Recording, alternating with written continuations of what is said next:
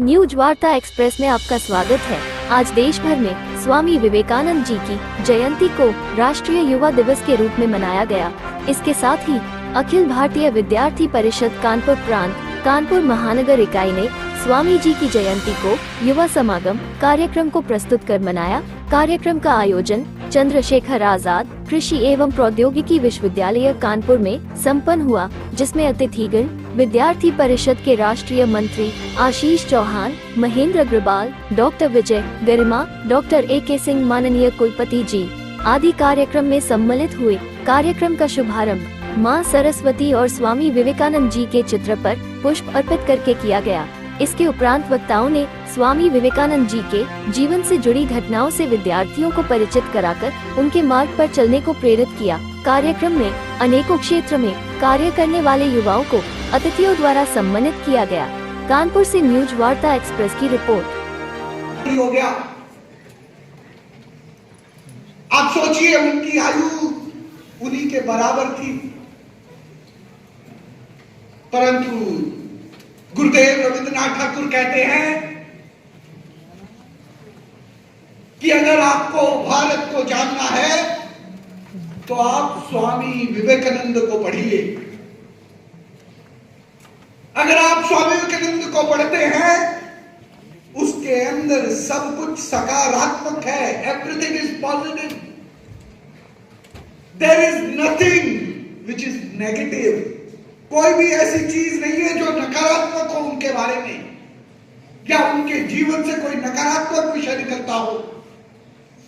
और भारत के बारे में जानने के लिए, स्वामी विवेकानंद को पढ़ने के लिए वो युवाओं को प्रेरित करते हैं। ऐसा प्रभाव गुरुदेव रविंद्रनाथ ठाकुर के ऊपर रहा। उनसे 6 वर्ष छोटे गांधी जी, 1869 में जन्म होता है। शिक्षा के लिए इंग्लैंड जाते हैं, उसके बाद साउथ अफ्रीका में काम करते हैं। बाद में देश के आंदोलन के अंदर उनकी बहुत बड़ी भूमिका रहती है। उन्होंने कहा कि जब मैंने स्वामी विवेकानंद को पढ़ा, वो वस्तुतः उनको मिले नहीं थे, परंतु उनको पढ़ करके, जान करके उन्होंने कहा कि स्वामी विवेकानंद को पढ़ने के पश्चात मेरा भारत के लिए प्रेम 1000 गुना अधिक हो गया। आप सोचिए कि कैसा होगा स्वामी विवेकानंद का साहित्य, उनके भाषण, उनके लेख, कि उनको पढ़ करके भारत के बारे में प्रेम 1000 गुना अधिक हो गया। वो हमारे मनों में नहीं रहा, मुझ और तुम जैसे कार्यकर्ता विद्यार्थियों के मनों में नहीं, देश की उस महान विभूति गांधी जी के मन में यह आया कि उनका भारत के लिए प्रेम 1000 गुना अधिक हो गया। बाल गंगाधर तिलक,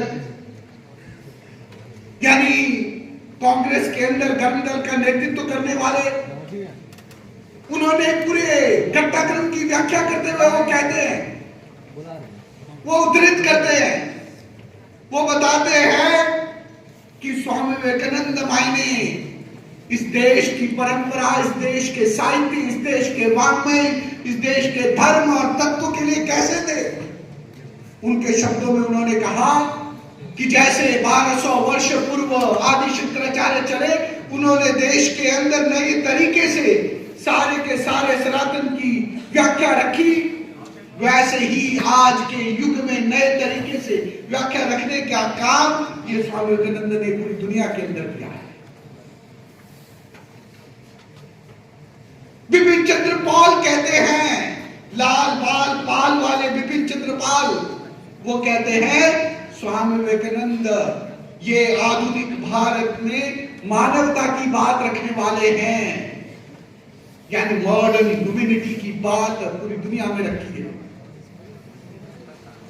1989 में जन्मे हुए देश के बागडोर जिनके हाथ में दे दी गई, ऐसे देश के पहले प्रधानमंत्री, उन्होंने कहा कि जैसे उन्होंने स्वामी विवेकानंद जी को पढ़ा, उनके भाषण सुने, तो ध्यान आता है कि उनकी बातें, उनके अंदर वो पूरी शक्ति भर करके उनके मुख से शब्द निकला करते थे। वो शब्द केवल शब्द नहीं हुआ करते थे, ऐसा लगता था कि उनकी उनकी आत्मा, उनका हृदय, उनके प्राण उन शब्दों से बाहर आ रहे हैं। आदरणीय विजय सर ने उल्लेखित किया हिंदी में, एग्जैक्ट कोट था, strength is life, weakness is death. ऐसा उनके मुख से जब वाक्य निकला करते थे, शब्द निकला करते थे, पूरी शक्ति के साथ वो कहा करते थे। यानी आप समझिए कि उस कालखंड के अंदर जो कोई रहा, उसके अंदर कितना बड़ा प्रभाव उन्होंने डाला। देश के अंदर आजाद हिंद फौज खड़ा कर देने वाला नेताजी सुभाष चंद्र बोस, उनके जीवन में वो कहते हैं कि मेरे जीवन में मेरे आध्यात्मिक गुरु ये स्वामी विवेकानंद हुए। उनका वस्तुतः उनसे मिलना नहीं हो पाया, परंतु वो अपनी प्रेरणा का स्थान उनको मानते हैं। वो कहते हैं कि अगर मुझे कभी मौका मिला होता, आज अगर स्वामी विवेकानंद जीवित होते, यहाँ घूम रहे होते, तो मैं अपना जीवन उनके चरणों में दे देता और उन्हीं के साथ भक्ति करने लग जाता।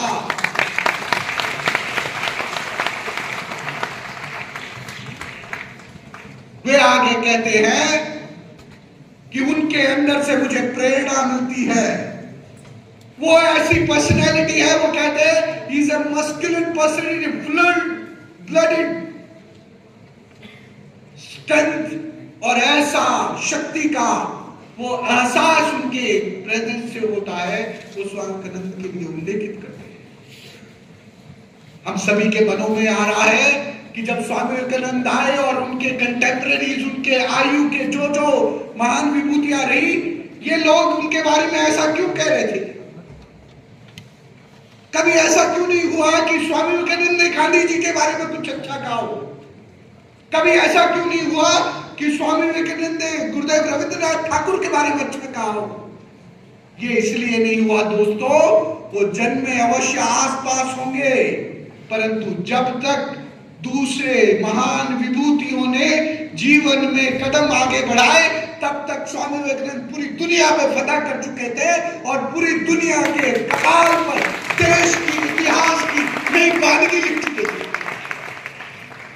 उनका भाषण हो रहा था 11 सितंबर का वो दिन 1893, 30 वर्षीय वो युवक वो मंच पर से भाषण दे रहा है। उस गैदरिंग के अंदर एनी बेसेंट बैठी हुई है।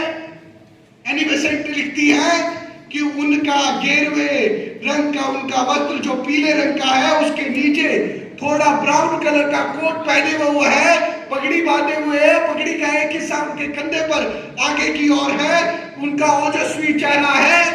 उस समय के लेखक लिखा करते हैं कि कई उनके भाषण सुनते हुए पूरे के पूरे हॉल यह आह्लादित हो जाता है। Sisters and brothers of America, यह उद्घोष कितनी बार हमने सुना, वो उद्घोष होता है।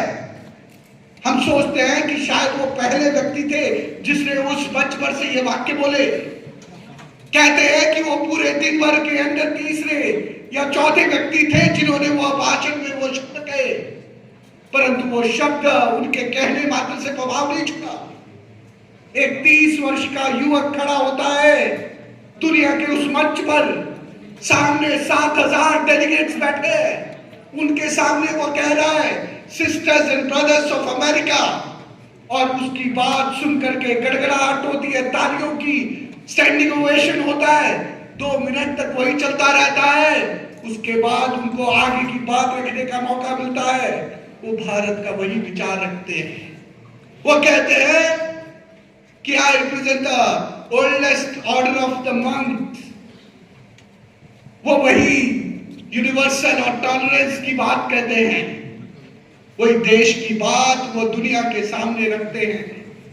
परंतु प्रभाव का कारण यह होता है कि जब वो पूरी दुनिया के अंदर ये वाक्य कह रहे हैं, तो उनका जैसा युवक यह बात कह रहा है, उसको सुनने के लिए उसके एक एक वाक्य के साथ जुड़ता हुआ वहां का चाहे लड़का या लड़की, वहां का युवक या युवती उसके साथ अपने आप को जुड़ा हुआ महसूस कर रहे थे। कितने ही लोगों ने मंचों पर से सिस्टर्स एंड ब्रदर्स कहा होगा, कई और लोगों ने लेडीज एंड जेंटलमैन कहा होगा, परंतु उस शब्द से वो भातृभाव उनका जुड़ रहा है। यह महसूस उस सभी बैठे हुए प्रतिनिधियों ने किया, ये स्वामी विवेकानंद के शब्दों के साथ होता। एक डेलीगेट लिखते हैं कि उनकी मंच पर खड़े होकर के अंग्रेजी भाषा में बोला गया उनके वाक्य, ये कहीं ना कहीं स्कॉटलैंड से पढ़ करके आए हुए उनके प्रोफेसर की शब्दावली और उनकी भाषा का प्रभाव उनके ऊपर दिखता है। वो पूरे दिन भर के अंदर जब सारे डेलीगेट भाषण दे रहे थे, उनकी बात सुनते रहे। मंचों पर उनसे पहले आए हुए डेलीगेट्स ने जब कभी भी उद्बोधन किया तो उस उद्बोधन में उन्होंने उल्लेख किया कि पश्चिम के क्षेत्र में अलग अलग विचारधाराओं के, अलग अलग पंथों की, अलग अलग एक सिविलाइजेशनल लगातार संघर्ष चला हुआ है, वहीं पूर्व की ओर कोई एक समाधान दिखता है। उनमें से कई लोगों ने कहा कि orientals can give us solution. वो उनका धन्यवाद करते हुए कहते हैं कि जिन जिन लोगों ने पूर्व की ओर दिशा करते हुए, पूर्व की ओर उल्लेखित करते हुए हम सभी को एक्नॉलेज किया है, हम सभी के बात को रखा है, मैं उनका भी धन्यवाद करता हूं और उन लोगों का भी धन्यवाद करता हूं जिन्होंने मुझे बोलने का मौका दिया है। और यह बात रखते रखते वह भारत का विचार रखते हैं कि आप किसी भी इष्ट को मानिए, किसी भी रास्ते में जाइए, किसी भी नदी से जाइए, अंत में आप उसी ईश्वर तत्व को पहुंचने वाले हैं, उसी समुद्र को पहुंचने वाले हैं। जैसे अलग अलग नदियों का पानी समुद्र में मिलता है, उसी प्रकार जिस जिस देव, जिस जिस इष्ट को आप पूजते हैं, उस इष्ट को पूजने के बाद वो सारा उसी ईश्वर तक पहुंचता है। ये भारत का विचार था जो उन्होंने मंच पर रखा। तब तक ये बात चल रही थी कि पूरी दुनिया के अंदर ईसा के अंदर कौन लेकर के आएगा, तब तक कौन मोहम्मद साहब के फेथ के अंदर सभी को लेकर के आएगा, कौन अपने अपने रिलीजन के लिए सबसे अधिक कन्वर्ट खड़ा कर सकता है।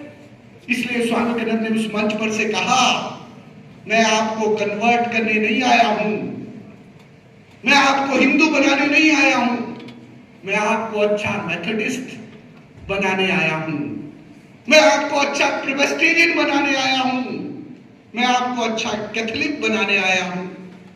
और वो अपनी बात कहते हुए आगे बढ़ते हैं। ये यूनिवर्सल ब्रदरहुड, टॉलरेंस, ये शब्दावली उनके भाषण से जो निकली, आगे चल करके वही अंतरराष्ट्रीय मंचों पर जो इंटरफेथ डिस्कोर्स का एक मुख्य वाक्य बन गए। Those were the cornerstone phrases of the interfaith dialogue in coming years. उनके प्रवासों में 1893 में वो गए, 1897 में जाकर के भारत वापस आए। 4 वर्ष वो अमेरिका रहे, उसमें से अधिकतर वर्ष अमेरिका और कुछ वर्ष वो यूके गए। और इस प्रवास के दौरान उन्होंने अधिक से अधिक स्थानों पर, अधिक से अधिक लोगों तक मिलने का कार्य किया, भारत के विचार को उनके सामने रखा। आप में से बहुत सारे लोग आजकल एक्स प्लेटफॉर्म यूज करते हैं। इलॉन मस्क ने वो बनाया है, उसकी एक कंपनी है, उसका नाम है टेस्ला। बहुत सारे विद्यार्थियों को मालूम होगा कि टेस्ला क्यों मशहूर है, क्योंकि वो ईवी यानी इलेक्ट्रॉनिक व्हीकल बनाते हैं। पर टेस्ला ये इलॉन मस्क के से जुड़ा हुआ वाक्य नहीं है, ये निकोलस टेस्ला से जुड़ा हुआ है। वो फिजिसिस्ट थे, वो टेक्नोक्रेट थे, जिन्होंने बहुत सारी टेक्नोलॉजिकल इलेक्ट्रिसिटी से लेकर के इनके ऊपर शोध किया। उनके शोध और उनके लेख, इनके बारे में चर्चा करने के लिए जब दोनों का संवाद हो रहा था, तो स्वामी विवेकानंद कहते हैं कि पहली बार मुझे ऐसा व्यक्ति मिला है जो अद्वैत वेदांत की सारी बातें मैथमेटिक्स के आधार पर, तकनीकी के तौर पर कह रहा है। ऐसा व्यक्ति मिला है जो व्यक्ति हमारे विचार को सबसे सही धरातल तक पहुंचाने का कार्य करेगा। और वहीं निकोलस टेस्ला कहते हैं कि मैं जिस एनर्जी की बात करता हूं, जो पार्टिकल की बात करता हूं, जो पोटेंशियल एनर्जी की बात करता हूं, उसके बारे में भारत में पूरा एक साहित्य उपलब्ध है। वो उपनिषदों के अंदर है, वाङ्मयों के अंदर है, और उसको विज्ञान की भाषा में कह पाने की क्षमता स्वामी विवेकानंद ने अपने भाषण के अंदर की।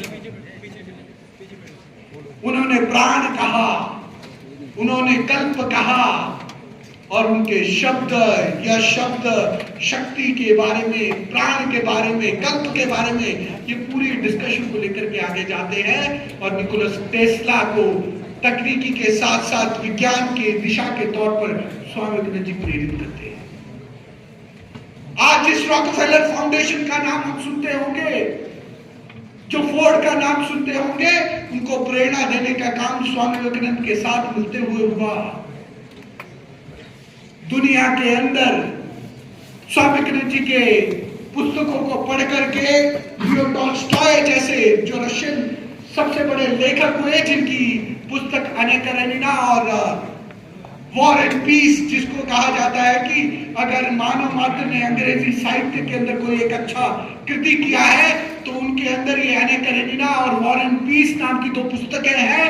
उनको लिखने वाले लियो टॉल्स्टॉय ने, लियो टॉल्स्टॉय जैसे व्यक्ति के लिए उल्लेखित होता है कि वो रशियन लेटर्स का एक बीकन अग्रणी व्यक्ति, उसके ऊपर भी स्वामी विवेकानंद जी की पुस्तक राजयोग, उसका प्रभाव पड़ता है। वो कहते हैं कि उनको पढ़ने के पश्चात उनका पूरा साहित्य नए तरीके से पढ़ने की दिशा उनको मिलती है। अमेरिका का साहित्य क्षेत्र हो, अमेरिका का फिल्म क्षेत्र हो, अमेरिका की इंडस्ट्रीज हो, अमेरिका का कौन सा ऐसा क्षेत्र था, चाहे एकेडमिया हो, वो स्वामी विवेकानंद से इतनी प्रेरित थी कि विलियम जेम्स नाम के प्रोफेसर हार्वर्ड में हुए। उन्होंने हार्वर्ड की सभी सीनियर प्रोफेसर से बात करते हुए स्वामी विवेकानंद जी को ईस्टर्न फिलॉसफीज का डिपार्टमेंट शुरू करना चाहिए, इसका नेतृत्व करने का, उनको चेयर करने का आमंत्रण दिया। एक तरफ उनको हार्वर्ड यूनिवर्सिटी आमंत्रित कर रही थी कि आप यहाँ पर सेंटर खोलिए और उसकी अध्यक्षता लीजिए। वहीं बात देखते हुए कोलंबिया विश्वविद्यालय जो न्यूयॉर्क के अंदर है, उसके भी सीनियर प्रोफेसर आकर के उनको आमंत्रण करते हैं। स्वामी विवेकानंद कहते हैं, मैं तो यायावर हूं, मैं तो सन्यासी हूं, मैं किसी एक स्थान पर रुक करके कोई संस्थान का दायित्व नहीं ले सकता। और वो घूमते हुए उसी बात को जो समाज के अंदर, विश्व के अंदर भारत की बात ले जाने का काम उन्होंने 19वीं शताब्दी के अंत में किया, जिस कार्य के कारण शायद बहुत सही तरीके से कहा जाए तो इस देश की आजादी की वो लौ पुनः खड़ी हो पाई। अंग्रेजों के दमन के समय में जब उनकी संख्या तो बहुत कम थी, परंतु उस प्रभाव के कारण, अत्याचार के कारण 1857 की क्रांति में जो उन्होंने सैकड़ों लाखों लोगों की हत्या कर दी, उसके पश्चात ऐसा एक कालखंड आया कि जिस कालखंड के अंदर देश के अंदर आजादी की पुनः लड़ाई लड़ने का मन बनने में समय लग रहा था। इतिहासकार आरसी मजूमदार कहते हैं कि 1857 की क्रांति के पश्चात हमारी स्वतंत्रता की लड़ाई क्षीण हो चुकी थी। वो खत्म नहीं हुई थी, परंतु वो मृत्युशैया पर थी। उसको जागृत करने का काम स्वामी विवेकानंद जी करते हैं। आरसी मजूमदार के 10 वॉल्यूम्स ऑफ हिस्ट्री हम सभी ने देखा होगा, सुना होगा, हम में से कई लोगों ने पढ़े भी होंगे। वो कहते हैं स्वामी विवेकानंद जी ने भारत के इतिहास को, भारत की परंपरा को, भारत के रिलीजन को जो पूरी दुनिया में उठा करके रखा, उस कारण से भारत के युवाओं को अपने देश को आजाद होना चाहिए, इसका पुनः भान हुआ और पुनः वो उत्कट इच्छा प्रकट हुई कि इसकी आजादी के लिए पुनः लड़ना है। और स्वामी विवेकानंद जी के बाद आप देखते हैं कि क्रांतिकारी आंदोलन पूरा खड़े होते हैं। आप देखते हैं कि बंगाल पुनः शुरू होता है और उस भंग का विरोध शुरू करता है। उससे पहले कोई आंदोलन 19वीं शताब्दी में इतने बड़े नहीं हुए। 1857 के बाद इंडियन नेशनल कांग्रेस 1885 में बनती है, परंतु आप देखेंगे कि वो इंपैक्ट उनका था जो देश के अंदर स्वतंत्रता आंदोलन को भी दिशा देने का काम उन्होंने किया। देश के दूसरे राष्ट्रपति सर्वपल्ली राधाकृष्णन वो कहते हैं कि स्वामी विवेकानंद ऐसे युग में आए जिसको हम भारत के आधुनिक इतिहास का नाजुक युग कहेंगे, क्रिटिकल टाइम कहेंगे, क्रिटिकल पीरियड कहेंगे। ऐसा क्रिटिकल पीरियड जब राष्ट्र हताश हो चुका था, अविश्वास की श्रेणी में था, कोई होप नहीं दिख रही थी कि हम आजादी की लड़ाई पूरा लड़ पाएंगे क्या। ऐसे में उन्होंने भारत के प्रति युवाओं के अंदर नया प्रेम खड़ा किया और उनकी शिक्षाएं युवाओं को नई आशा दे पाई और वो पुनः खड़े हुए और आजादी की लड़ाई पुनः प्रारंभ होती है और वो नए भारत को गढ़ने के लिए युवाओं को प्रेरित कर डालते हैं। मित्रों, एक तरह से देखा जाए तो जो सारे ये क्रांतिकारी थे वो वास्तव में उसी ईश्वर तत्व की भक्ति कर रहे थे, परंतु उनका इष्ट भारत माता थी। और वो स्वामी विवेकानंद जो भारत की परंपराओं को विश्व में बता रहे थे, वो भी उसी ईश्वर तत्व की व्याख्या कर रहे थे और वो लोगों को प्रेरित कर रहे थे कि तुम अपने अपने इष्ट की पूजा करो, तुम अपने अपने क्षेत्र में काम करो और अपने अपने क्षेत्र में काम करते हुए तुम उसी ईश्वर तत्व तक पहुंचोगे। अब सोचिए कि उनका पूरी दुनिया के लिए दिया गया वाक्य, दिए गई दिशा, भारत में जब वो वापिस आए 1897 में, तो उस समय भारत में आकर के कोलंबो टू अल्मोड़ा नाम के उनके भाषणों की श्रृंखला है। कोलंबो आते हैं, उसके बाद वो मद्रास आते हैं, उन श्रृंखला में उनके भाषण हैं, मायापुरी आश्रम अल्मोड़ा में जाकर के वो पूर्ण होते हैं। इन सभी भाषणों में वो दिशा देते हैं और वो दिशा मुझसे पूर्व के वक्ता विजय सर ने बहुत सुंदर तरीके से कही। दरिद्र नारायण, नर सेवा नारायण सेवा। उन्होंने कहा भारत गरीबी में है, इस गरीबी में रह करके यह भारत दुनिया के उत्कर्ष नहीं पहुंच सकता, ये ऊंचे स्थान पे नहीं पहुंच सकता। हम अभी गरीबी में, दरिद्रता में, ये तपस है और हम सीधे सत्व में नहीं पहुंचेंगे, हमें रजस से होकर जाना पड़ेगा। हमें पहले विपुलता संसाधनों की लानी पड़ेगी, भारत को एक अमीर, शक्तिशाली और इकोनॉमिकली स्टेबल देश बनना पड़ेगा, फिर जाकर के हम स्पिरिचुअल लाइफ में आगे बढ़ पाएंगे। जब तक गरीबी रहेगी तब तक वो तामस का तत्व हमारे समाज और देश के ऊपर रहेगा। वो पूरी दुनिया की व्याख्या करते हैं। एक तरफ वो देश के इतिहास के लिए बताते हैं कि किस प्रकार अगले 50 वर्षों में ये अंग्रेज यहाँ से छोड़ करके जाने वाले हैं। वो बताते हैं कि किस प्रकार पूरी दुनिया के अंदर भारत का जो तत्व है वो धर्म है। जिस प्रकार उन्होंने कहा कि यूके का तत्व, ब्रिटेन का तत्व या पैसा है, इकोनॉमी है, वो व्यापार के लिए आता है और व्यापार के लिए पूरी दुनिया के अंदर उसने कंपनियां शुरू की। उसके माध्यम से एक ब्रिटिश नागरिक सोचता है, वो कहते हैं कि एक अमेरिकी नागरिक वो इंडिविजुअल फ्रीडम के बारे में सोचता है, लिबर्टी के बारे में विचार करता है और कहते हैं कि जिस प्रकार अमेरिका के अंदर, यूके के अंदर उनके बारे में अलग अलग अखबारों के अंदर खबरें आ रही हैं, उनके बारे में लोग जान रहे हैं और एक व्यक्ति उनसे पूछता है, पत्रकार, आपके देश में वो गरीबी है, अशिक्षा है, आपके देश में कैसे मालूम पड़ेगा? वो कहते हैं आपका देश जिस प्रकार इकोनॉमी के बारे में जानता है, जिस तरह पॉलिटिक्स के बारे में जानता है, जिस तरह इंडिविजुअल फ्रीडम के बारे में जानता है, उस प्रकार मेरा देश ये उन चींटियों की तरह है जो गुड़ के बारे में जान जाती है। मेरा देश यह धर्म के बारे में, रिलीजन के बारे में ऐसा है कि गांव-गांव, दूर दराज क्षेत्र में जो व्यक्ति बैठा है उसको धर्म के बारे में, रिलीजन के बारे में मालूम पड़ेगा। देश की सेवा क्या है, समाज की सेवा क्या है, राष्ट्र की सेवा क्या है, मेरा धर्म क्या, मेरा कर्तव्य क्या, वो उसको मालूम पड़ता है। और उस नाते पूरी दुनिया के अंदर उस विषय पे काम करने वाला जो कोई व्यक्ति है उसके प्रति वह व्यक्ति का आदर खड़ा होता है।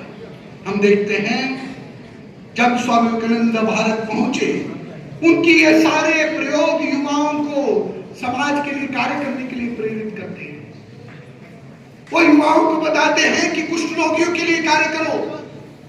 जब हैजा फैलता है तो बीमारी से उपचार करने के लिए वो अपने शिष्यों को कहते हैं।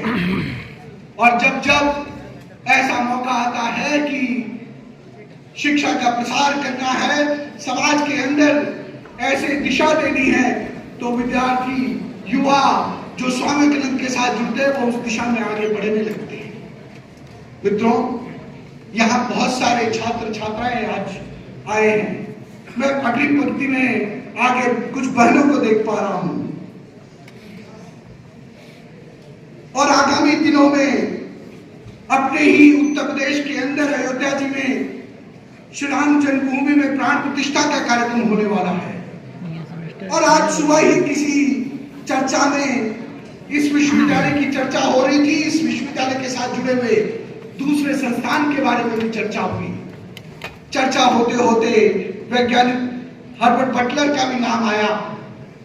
ऐसा भी संवर्णन आया कि पूरी दुनिया के अंदर कैसे कैसे कालखंड हुए और कैसे कैसे लोग अपने अपने परंपरा अनुभवों के आधार पर विचार करते हुए आगे बढ़ते हैं। वो कालखंड था जिस कालखंड के अंदर स्वामी जी की शिष्या पूरे कोलकाता और बंगाल के अंदर प्रवास करती, बच्चों को मिलती, विद्यार्थियों के साथ बात करती, सेवा कार्य करती। एक दिन सेवा कार्य करते करते वो एक विद्यालय में गई और विद्यालय में उन्होंने उस समय के कालखंड, आप सभी को ध्यान में होगा कि वो कालखंड लगभग 1900 के शुरुआत का था। बात करते करते उन्होंने छात्रों से पूछा कि भारत की रानी कौन है? भारत की रानी कौन है? मेरा आप सभी के लिए प्रश्न है, जो यहाँ बैठे हुए मेरे छोटे बंधु भाई बहन है, आप में से आपको क्या लगता है कि उस छात्र ने क्या उत्तर दिया और सिस्टर निवेदिता ने उनको क्या उत्तर दिया होगा? और शायद उसे एक वाक्य से भारत कैसा गढ़ना है, कैसा इस युवाओं के सामने आना है, वो एक सही शब्दों में उल्लेखित होगा। आपको क्या लगता है भारत की रानी कौन है? भारत की रानी किसी ने लक्ष्मीबाई कहा, बहुत सुंदर। वो उस समय ब्रिटिश राज का काल था। वो छोटा विद्यार्थी जो स्कूल में पढ़ा वो कहता है कि रानी विक्टोरिया हमारी रानी है। आयरिश मार्गरेट नोबेल जो स्वामी विवेकानंद की शिष्य बनती है, वो भारत में रहती है जीवन पर्यंत, उसके बाद यही रही। वो कहती है उस विद्यार्थी को सुन करके, छोटे से बालक को सुन करके उनके मन में पीड़ा होती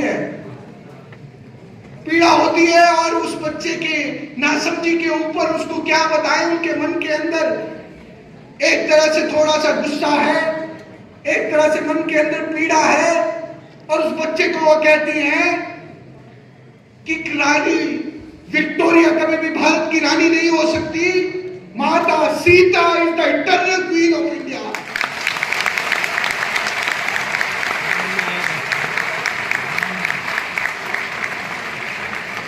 वो कहती है कि माता सीता ये भारत की महारानी है। वो आज के लिए नहीं है, वो कल भी थी, आज भी है और आने वाले कल के लिए भी रहेगी। वो शाश्वत महारानी है और शाश्वत दिशा देश के लिए देने वाली है। मित्रों, आज हम सभी के सामने एक तरफ से इतनी बड़ी युवा शक्ति है जिसको डेमोग्राफिक डिविडेंड कहा है। एक तरफ इतनी बड़ी एक परिस्थिति पहुंची है जहां भारत कोरोना के पश्चात विश्व के मंच पर अपनी बात रखने के लिए चाहता है, तो कनाडा जैसा अग्रिम पंक्ति का देश सोचने के लिए मजबूर होता है। उसकी बात दुनिया सुनने को राजी नहीं है। पाकिस्तान यह समस्या में पड़ा है कि जो भी वो बात कहना चाहते हैं पूरी दुनिया उसको नहीं सुनना चाहती, क्योंकि भारत के लोकतांत्रिक नींव के आधार पर बना हुआ यह आज का राष्ट्र है, आज का देश है। इसकी ख्याति हर एक क्षेत्र में पहुंच रही है। आज हम इकोनॉमी में आगे बढ़ते जा रहे हैं। जो कभी भारत पे राज करते थे वो आज इकोनॉमी में, पूरे देश की इकोनॉमी में पीछे रह गए। और उस देश के अंदर भी जिन्होंने कभी रेसिज्म के साथ नस्लवाद के बाद व्हाइट मैन्स बर्डन, ये सारे वाक्यों के साथ पूरी दुनिया को उन्होंने अपने उपनिवेशिक क्षेत्र में लाने की कोशिश की। आज उसी के देश के अंदर प्रधानमंत्री का दायित्व तो उसकी पुरानी कॉलोनी से निकले हुए एक परिवार के युवक के अंदर से निकल करके नेतृत्व मिलता है।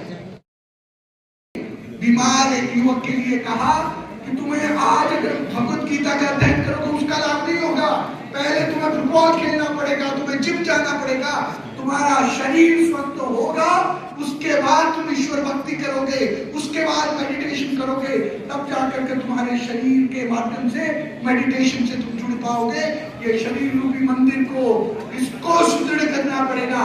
अभी तुम्हारे लिए फुटबॉल महत्वपूर्ण है और भगवत गीता बाद में, परंतु जो लेफ्ट के कुछ लोग हैं वो इसको बहुत ही सेकुलर बना करके एंटी, अगर कहें कि स्वामी विवेकानंद ने तो एथीस्ट थे, उन्होंने तो ये वाक्य भगवत गीता का विरोध में कहा, इस तरह का कहेंगे, परंतु ये वाक्य उस बीमार व्यक्ति के लिए था जिसको स्वस्थ होने की प्रेरणा स्वामी दे रहे थे। तो आज के युवकों को निकलना पड़ेगा।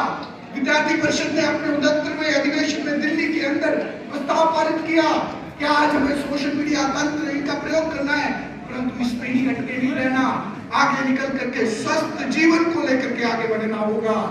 आज ही के दिन हमने प्रस्ताव पारित किया है जिसकी शुरुआत आज ही के दिन हम कर रहे हैं। 69वें अधिवेशन में हमने कहा कि अब हमारे कॉलेजेस और कैंपसेस के अंदर विद्यार्थियों को जाना पड़ेगा। शिक्षा ये रचनात्मक होनी चाहिए, गुणात्मक होनी चाहिए। हमें कैंपसेस के अंदर 100% अटेंडेंस चाहिए।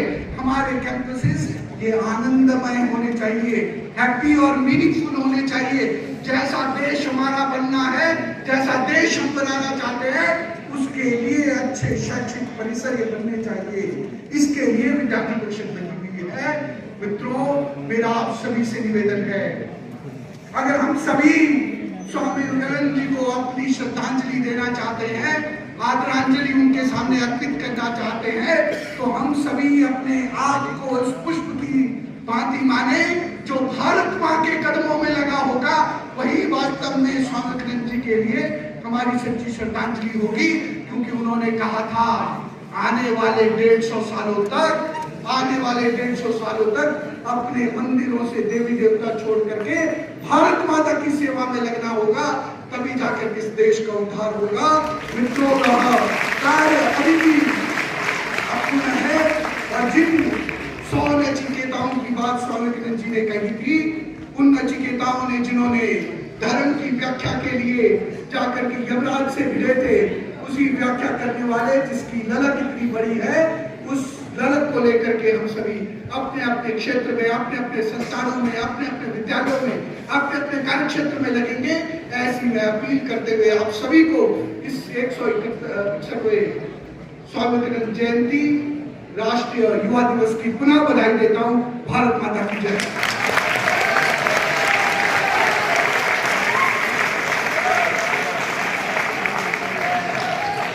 बहुत बहुत धन्यवाद भाई साहब। इस कार्यक्रम की अध्यक्षता कर रहे प्रोफेसर अनंत कुमार सिंह जी से मैं विषय रखने हेतु आग्रह करता हूँ।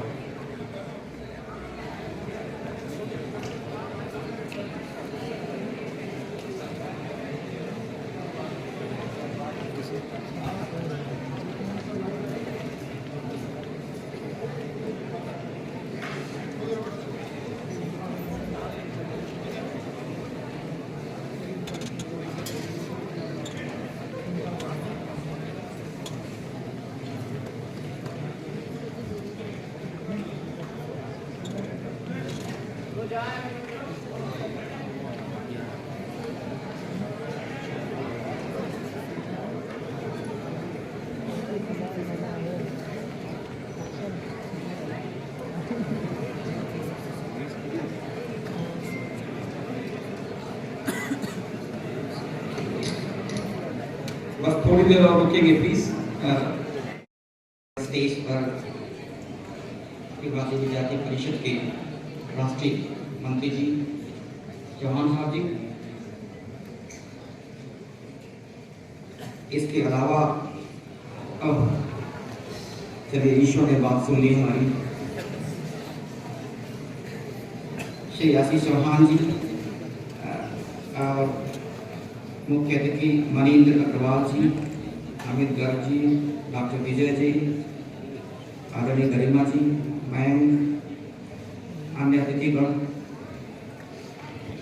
इस हाल में उपस्थित हमारे मेहमान, विद्यार्थियों, आज इस दिवस पर हम आप लोगों को बधाई भी देता हूँ और आशा करता हूँ कि स्वामी विवेकानंद जी के द्वारा फिलॉसफी बताए गए फिलॉसफी के पॉइंट्स को आप अपने जीवन में दर्शाने का प्रयास करेंगे। हमसे पहले के वक्ताओं ने ढेर सारी बातें बताई हैं जो कि प्रेरक हैं, उत्प्रेरक हैं और आपकी शक्ति को रियलाइज करने के लिए, जैसा कि किसी जी ने बोला है कि अपने को तलाशना होगा, अपनी शक्ति को खुद से उजागर करना होगा ताकि आने वाले चुनौतियों का सामना आप बड़ी आसानी से कर सकें और भारत को एक अगले स्तर पर ले जाने का आपका प्रयास सफल रहेगा। हमारे परिसर में आने के लिए आप सभी लोगों का हार्दिक धन्यवाद और हम लोग कोशिश करेंगे अपने विद्यार्थियों के माध्यम से विवेकानंद जी की फिलॉसफी को फॉलो करें और मैं चाहूँगा, मुझे भी अवसर मिला है उस जगह जाने का जब मैं वहाँ पढ़ता था तो वहाँ के लोग उसको कई लोगों से बातचीत हुई तो लोग रिमेम्बर करते हैं कि स्वामी विवेकानंद यहाँ पे आए थे। ऐसे ही लोगों में जो भारतीय विद्यार्थी थे बताते थे कि चर्चा होती रहती है। हम लोग उनसे पूछते थे कि क्या उनकी फिलॉसफी और लोगों ने एडॉप्ट किया है, करते हैं। तो हम लोग यहाँ पढ़ने के लिए कुछ वर्षों के लिए आते हैं, लेकिन कभी कभी बातें होती हैं यहाँ पे कि एक ऐसा फिलॉसफर आया था हिंदुस्तान से, आध्यात्मिक फिलॉसफर आया था और ऐसी ऐसी बातें बोले थे। लोग अभी भी याद करते हैं। तो उस विश्वविद्यालय के जो ओल्ड प्रोफेसर हैं वो निश्चित रूप से रिमेम्बर इट वेरी। हालांकि काफ़ी रिटायर हो गए हैं, वहाँ तो 70 साल 80 साल तक के लोग काम करते हैं, बट वो चलती है बातें तो वो कायम रहती हैं। आदमी उस पर रहा हो या नहीं रहा हो, फिर भी ये चीज़ें होती रहती हैं। स्कॉलरशिप मिला था, ओपन कंपटीशन होता है और ग्लोबल होता है। मेरा 6 नंबर था, मैं पढ़ने के लिए गया था हायर एजुकेशन में। उसके बाद 1988-89 में उसके बाद मैं यूनाइटेड स्टेट्स गया था, एक वहाँ से स्कॉलरशिप मिली थी पोस्ट डॉक्टरेट करने के लिए कैलिफोर्निया यूनिवर्सिटी। तब से 88 से 2000 तक बहुत परिवर्तन हुआ। 4-5 बार मैं भारत सरकार के डेलीगेशन का लीडर होकर के दूसरे देशों में गया, 35-36 देशों में गया। शुरुआती दौरान जो हमें सम्मान मिलता था और अब जब जाते हैं अब जो सम्मान मिलता है उसमें गुणात्मक परिवर्तन हुआ है। लोगों की फिलॉसफी हमारे डेवलपमेंट को, हमारी गतिशीलता को, कैसे हमारी शिक्षा में चेंज आया, टेक्नोलॉजी डेवलप किया हमारे बच्चे दूसरे देशों की अंतर्राष्ट्रीय संस्थाओं में, खासतौर से नॉर्थ अमेरिका में, यूरोप में जो परफॉर्म किया है, उनको लगता है कि नहीं इस देश में कुछ तो है, जान तो है। इसके बावजूद इतनी लंबी गुलामी के बाद भी उठ खड़े हुए हैं। विंस्टन चर्चिल ब्रिटेन के बड़े फेमस प्राइम मिनिस्टर थे, पॉलिटिकल लीडर थे, बहुत पॉपुलर लीडर थे विंस्टन चर्चिल। उन्होंने कहा था कि हिंदुस्तान आज़ादी के लिए मांग कर रहा है, लड़ाई कर रहा है, कोशिश कर रहा है। क्या उनको पता है कि अगर उनको आज़ादी मिल जाती है तो भूख से आज़ादी दिला पाएंगे? आज अगर विंस्टन चर्चिल जिंदा होते तो जो 700-800 मिलियन टन का हम लोग हॉर्टिकल्चर फल फूल अनाज पैदा करते हैं, उनकी विचारधारा म्यूटेट हो जाती है। देश के युवाओं की शक्ति वो है। हमारे जो एग्रीकल्चर के लिए, साइंस के लिए, टेक्नोलॉजी के लिए, कम्युनिकेशन के लिए जो प्लान बनाए गए, सक्सेसफुली अडॉप्ट किए गए, वो रिजल्ट्स आ रहे हैं। आने वाले वर्षों में, आने वाले महीनों में, वर्षों में, दशकों में ये रूपांतरित कर देंगे। आने वाले वर्षों में आप जैसे लोग यहाँ से जब निकलेंगे, जहाँ से भी पढ़ रहे हैं वहाँ से निकलेंगे अपने को मजबूती के साथ, हाथों में स्किल लेकर के, अनुभव लेकर के, एक नए सोच के साथ, युवा शक्ति के साथ लगे हुए हिंदुस्तान की कोई चुनौती जो भी हो, किसी भी क्षेत्र में हो, उसको आप ब्लास्ट कर सकते हैं। आपने किया है, आपके पास अनुभव है, अमृत काल का 75 वर्ष 73वां साल चल रहा है। हर जगह पर आपने अपने को अभ्यास किया है। आने वाले वर्षों में ये और भी तेज होगा और शीर्ष पर पहुंचेंगे आपके माध्यम से, युवा शक्ति के माध्यम से।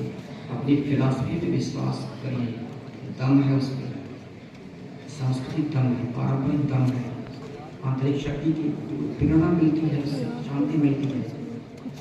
ढेर सारी बातें आज से बताई हैं, उसको फॉलो करें।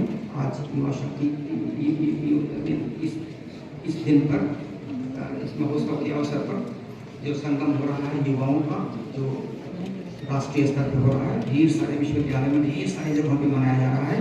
एक बार पुनः आप लोगों को मैं धन्यवाद देता हूँ हमारे परिसर में आने के लिए, बधाई देता हूँ इस देश के लिए।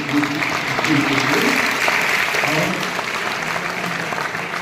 आपका भविष्य बच्चों, आपका भविष्य उज्जवल हो, आप स्वस्थ रहें, शांत रहें, चेहरे पे खुशियाँ आएँ, खुशियाँ बांटने का भी प्रयास करें। बहुत बहुत धन्यवाद। नया साल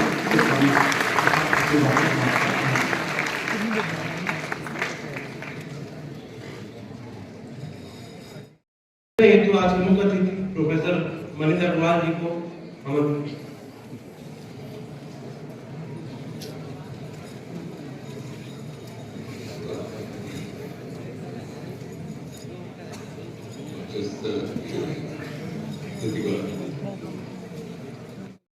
मंच पर आमंत्रित करता हूं। आपको बता दें, अबू हमजा जी के करंट लगने से दोनों हाथ नहीं रहे, पर ये अपने पैरों से बहुत शानदार लेखनी करते हैं।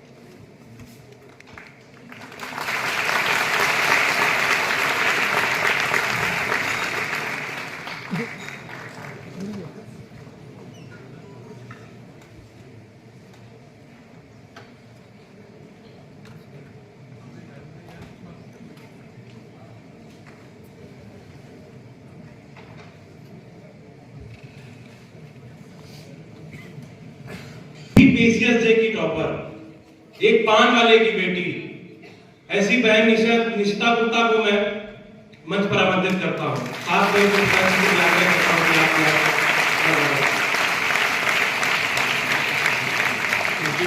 टॉपर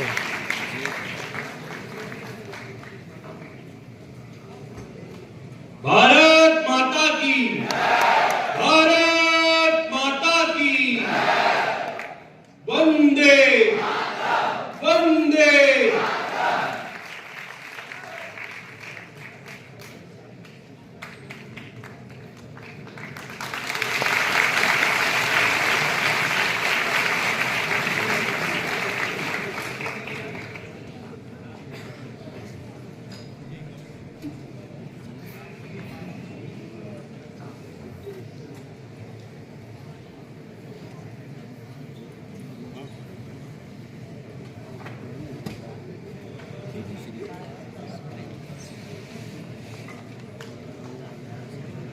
अब मैं RJ of the year 2023 RJ पूरब जी को मंच पर आमंत्रित करता हूं, जिन्होंने कानपुर में 15 साल रह करके कानपुर के नाम को बहुत ऊपर ले गए, दुबई तक, देश विदेश तक कानपुर के नाम को रोशन किया। ऐसे आरजे पूरब जी को मैं बहुत बहुत बधाई देता हूं।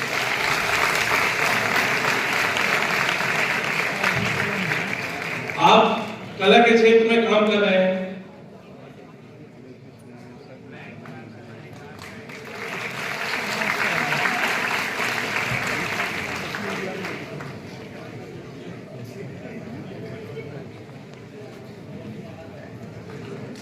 अब मैं डॉक्टर शुभांगी सिंह भरे जी जो कि डेंटिस्ट हैं, मैं उनको आमंत्रित करता हूं।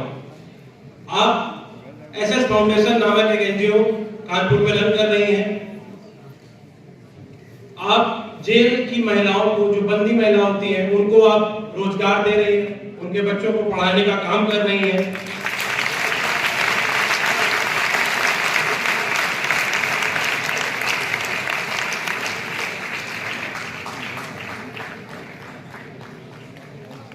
भारत माता की, भारत माता की। विद्यार्थी परिषद जिंदाबाद, विद्यार्थी परिषद जिंदाबाद। अब मैं एग्रीविजन के माध्यम से जयनारायण सिंह जी को आमंत्रित करता हूं।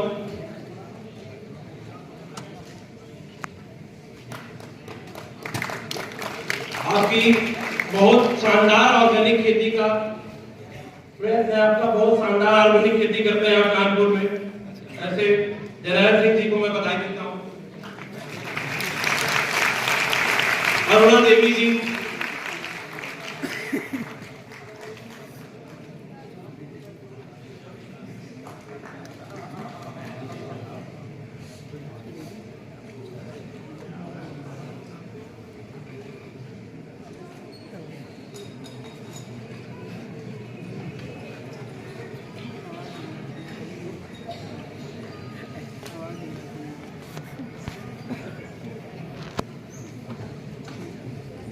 सुबोध दीक्षित जी,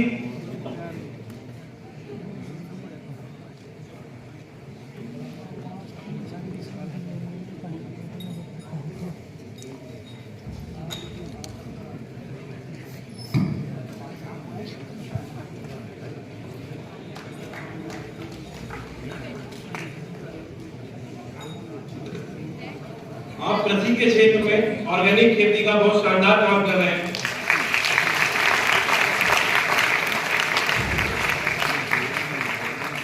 बाबूलाल निषाद जी,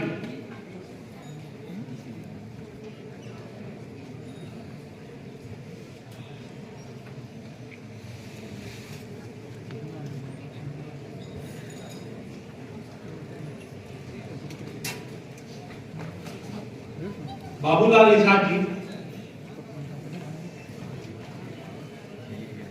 राघव शुक्ला जी,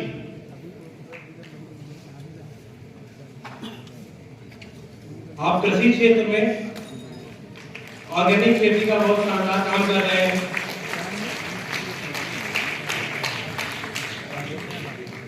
कृति सिंह जी,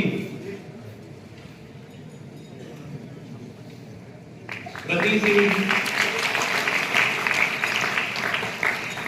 अश्विनी कुमार सिंह जी,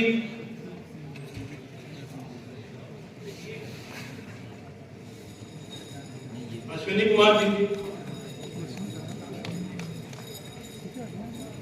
आप कानपुर में शोध कार्यों में बहुत शानदार काम कर रहे हैं। अभिषेक सिंह जी,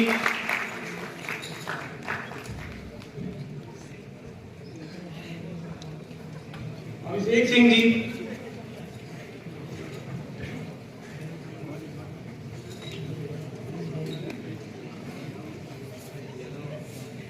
अनुषी जी,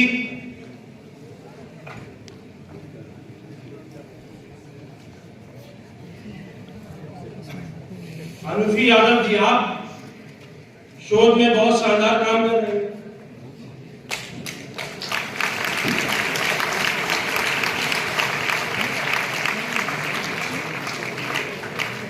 श्रेयांश तात्या जी,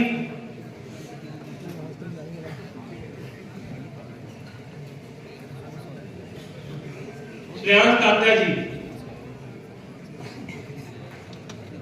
आप शोध के क्षेत्र में एक अच्छा उदाहरण प्रस्तुत कर रहे हैं। करते क्या है? लोयाक जोशी जी, आप भी शोध के क्षेत्र में बहुत अच्छा उदाहरण प्रस्तुत कर रहे हैं।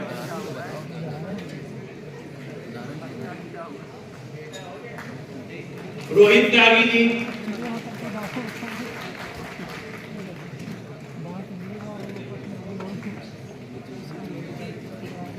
आप भी शोध के विद्यार्थी हैं और आप भी शोध के क्षेत्र में बहुत अच्छा काम कर रहे हैं। अंशिका सिंह जी,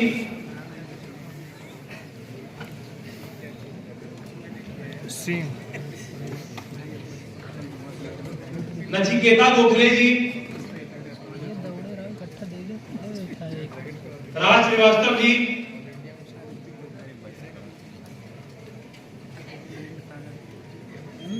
शिवांगी मौर्य जी,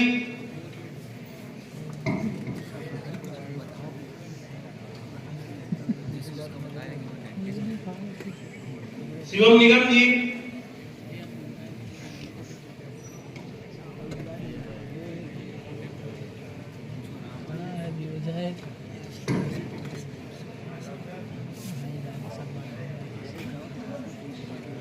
लवी सरोड़ा जी,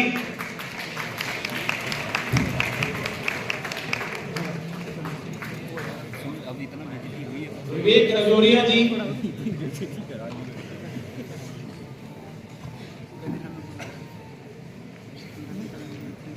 नेहा शर्मा जी,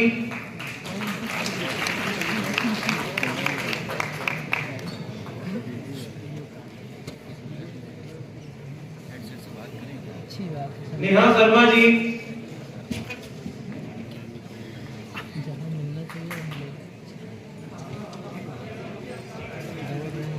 तो मिल जाए।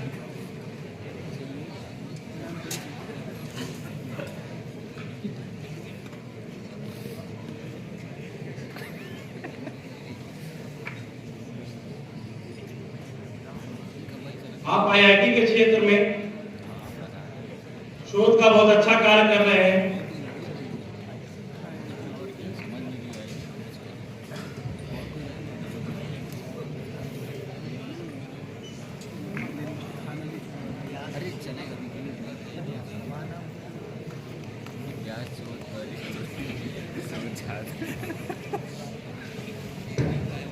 नेहा शर्मा जी, काजल चौधरी जी,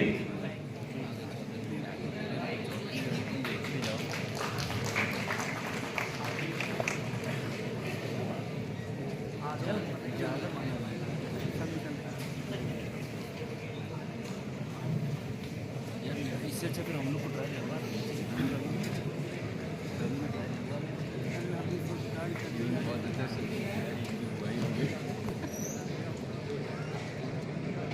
अब मैं राष्ट्रीय कला मंच के तहत राधा दी को आमंत्रित करता हूं।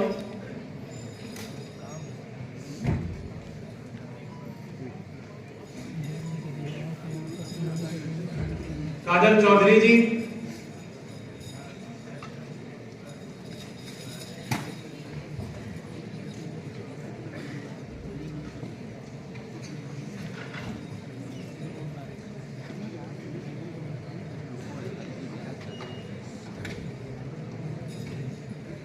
विशाल,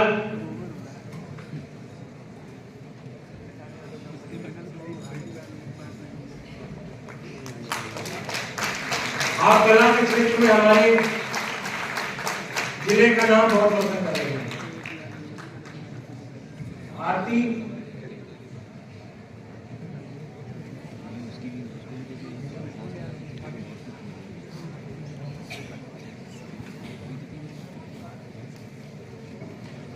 पुष्पेंद्र,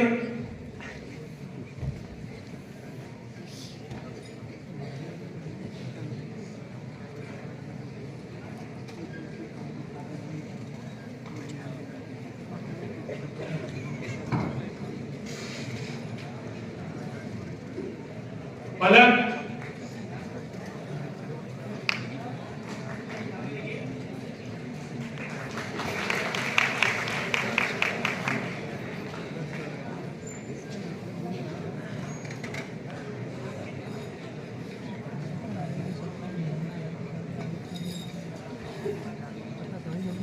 चिदानंद दादर जी,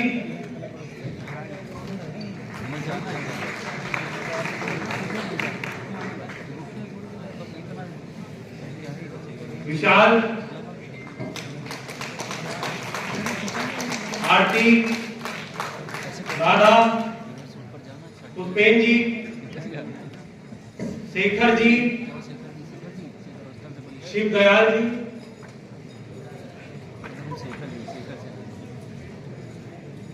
सौरभ कुमार जी,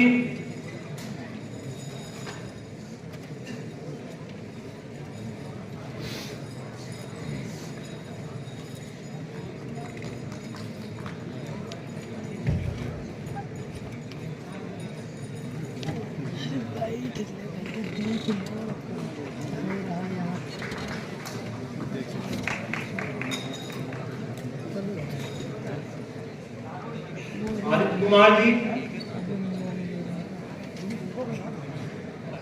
सूरज जी, सौरभ कुमार जी, अपना अपना वक्त मतलब अच्छा वक्त दे दिया, जो हम सभी युवाओं को अपने अपने क्षेत्र में अगर हमने उनको फॉलो किया या अपने जीवन में उनको फॉलो किया तो तय है कि हम जिस क्षेत्र में भी हैं उस क्षेत्र में सफल होंगे। मैं ज्यादा कुछ ना बोलते हुए सिर्फ इतना बोलूंगा कि आपने अभी एक मूवी आई थी 12th फेल, सबने देखी होगी। उसमें जो मनोज कुमार शर्मा का एक फ्रेंड होता है जो उसको मोटिवेट करता है, वो जब अटेम्प्ट फेल हो जाता है तो बार बार उससे क्या कहता है कि रीस्टार्ट। आप भी अगर अपने क्षेत्र में कुछ अच्छा कर रहे हैं और असफल हो रहे हैं तो निराश मत होइए, आप बार बार उसको रीस्टार्ट करिए, भरोसा रखिए कि आप सफल होंगे। आप सभी काफी समय से यहाँ बैठे हुए हैं, इसके लिए मैं बहुत बहुत धन्यवाद देता हूँ। मंच सिंह अतिथियों को बहुत बहुत धन्यवाद। और हाँ, कानपुर महानगर द्वारा एक और एग्रीकल्चर द्वारा एक प्रदर्शनी बाहर लगाई गई है जिसमें आप सब लोग विजिट कर सकते हैं और अतिथियों से भी आग्रह रहेगा कि प्रदर्शनी में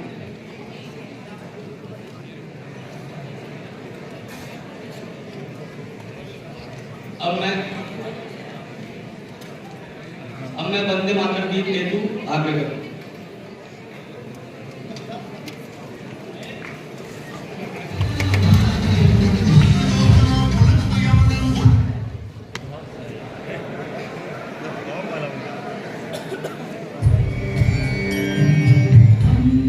अपने शहर की खबर देखने के लिए न्यूज़ वार्ता एक्सप्रेस चैनल को सब्सक्राइब करें।